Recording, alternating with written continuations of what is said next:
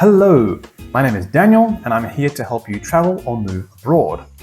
Today I'll be going through 10 very useful phrases that you can use while you are in an English-speaking country. These will be between A2 and B1 level, and I'll put the difficulty up in the top corner for your reference. Timestamps are down below. Let's get straight into it. Number 1. Can I pay by card? Paying by card is a very common phrase, and it's one that you may need to use fairly often, depending on where you're living. If you're in a bigger city, most shops will have a card machine, but if you're going somewhere that is a small town, then you might need to ask. Here is an example. If you go to pay for your groceries, then you can ask them either before or while they are scanning your groceries. It doesn't really matter. It would be advisable to do it beforehand, just so that you're prepared and you can get everything out ready. Number 2, I'm looking for a job. When moving to a new country, it's important that we rely not just on online applications, but also on the people that live there. Locals will have a lot better idea of what jobs are popular in the area, what jobs will be easy to get, and what jobs you might be able to apply for. Try to meet some people that live in your area and ask around. See if anyone's got a job going. This is something that you can bring up in everyday conversation. It's very easy. You can just say, I'm looking for a job. You can even follow this up with, I do this, I have these skills, I have these qualifications. Do you know of any jobs? If the person doesn't know of any jobs, they probably have a friend that does, or they'll have a friend that is a very well-connected person who can point you in the right direction. Number 3, where is the nearest grocery store? Even though Google Maps does have a lot of information, it's not the same as asking the people who live there. If you go to someone and ask them where the nearest grocery store is, they can help give you specific information that Google Maps just won't give you. They can tell you things like which one has the best parking, which one has the best prices, where the sales usually are on which days. Locals always know the most. An example, let's say you've just put some petrol in your car and you're paying the cashier.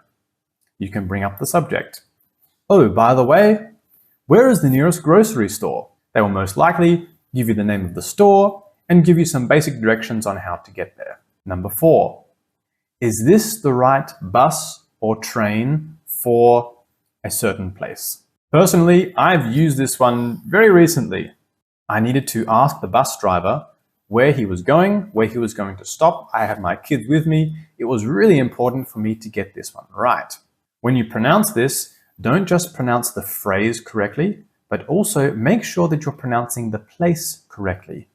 With me, I was going to a place called Aragua, but I pronounced it Aregua, which was completely incorrect, in which case he got really confused and I held the bus up for a while. I later learned the proper pronunciation and I asked a different bus driver about that area and he gave me a clear yes or no answer. Getting on a bus can also be quite a highly stressful situation, especially when it's really busy. There might be people in front of you, people behind you waiting. This is a really important one to get right. An example, let's say you're going to catch a bus. He stops, open the door.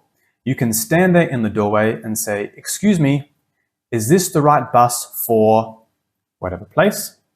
Listen carefully to his answer. If he says yes, jump on. If he says no, be prepared to ask him the follow-up question of which bus number goes to that place. Listen for his number, ask him to repeat it if you need to, and then you can get off to let everyone else on the bus. This way you can stay at the bus stop, wait for the correct bus number, and not miss it. Number 5, do you have Wi-Fi here? When you move to a new country, Wi-Fi is your best friend. You might not have your SIM card in your phone yet. Maybe you don't have a house with a modem connected. This can be really difficult when you're trying to organize official documents and sort out visa applications, etc. To have some good, stable internet will be wonderful.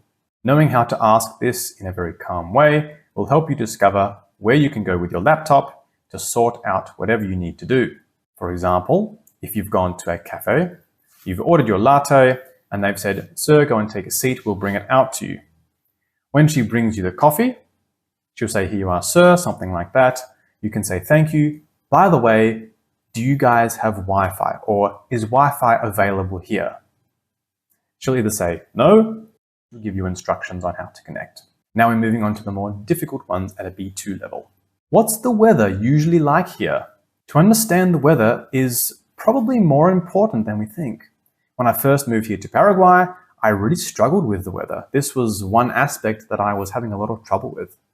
I was expecting it to be a fine sunny day, and then out of nowhere, there would be thunderstorms, there would be crazy amounts of rain, the roads would get flooded, and I was caught off guard. This put me in a few difficult situations that I would rather have not been in. To understand this, you can ask anyone that's local. This is a really easy topic to bring up. You can even use this as a way of starting a conversation with someone. It's very easy small talk to talk about the weather. You can say something like, "I'm new here. What is the weather usually like?" Something as simple as that. Some people love the rain and some people don't. It would be a good idea to ask a few different people about the weather so you've got a nice big picture. Number 7. Sorry, I'm learning English. This is a great phrase for whenever you get stuck. Even if you know what you want to say, this is a really helpful phrase in buying some time. I'm learning Spanish, and whenever I'm out and I'm trying to explain something, there are times where my mind just goes blank. I don't know what to say. There's nothing coming out. And so I just say, "Sorry, I'm learning Spanish."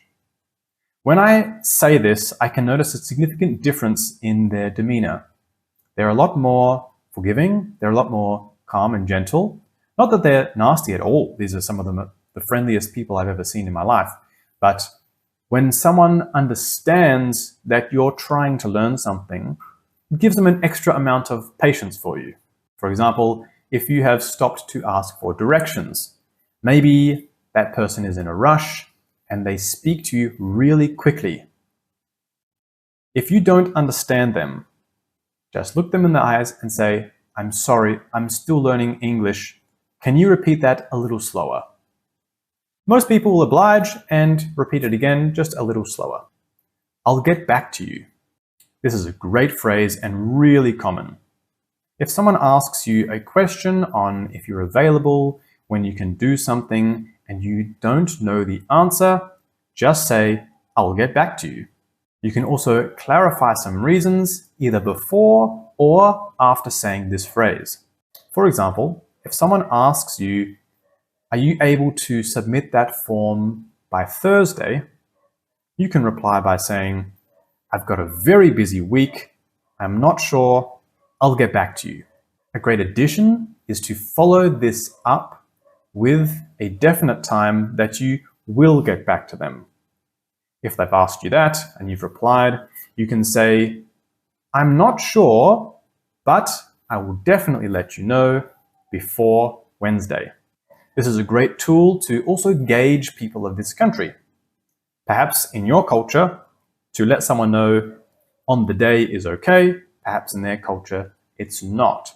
This is a really important aspect of moving countries, or at least traveling, because there have been a lot of misunderstandings with me moving here, just because the cultures are so different.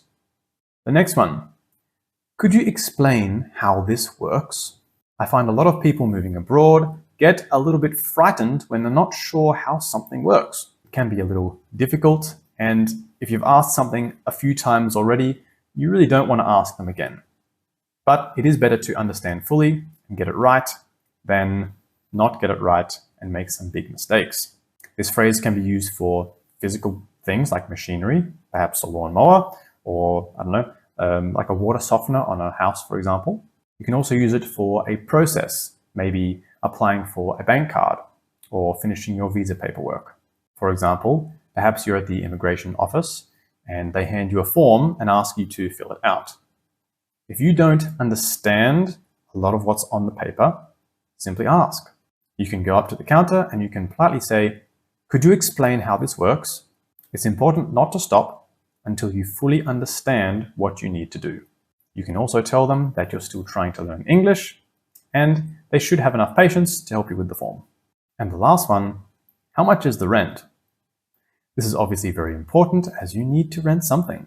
Renting doesn't necessarily work the same in every country. It's really important when you're asking to specify about weekly rent or monthly rent. Perhaps they've got a different system altogether and you pay every 3 months. Everywhere is different. For example, you could call someone up about a property to rent. You could say, hello, my name is Daniel. I would like to rent your property. How much is the rent? And is it paid weekly or monthly? Making a mistake on this question could be quite costly, so make sure that you understand the answer perfectly. There are 10 very useful phrases that you can use. I hope they were helpful for you. If you have any questions, of course, put in the comments. Until next time, bye-bye.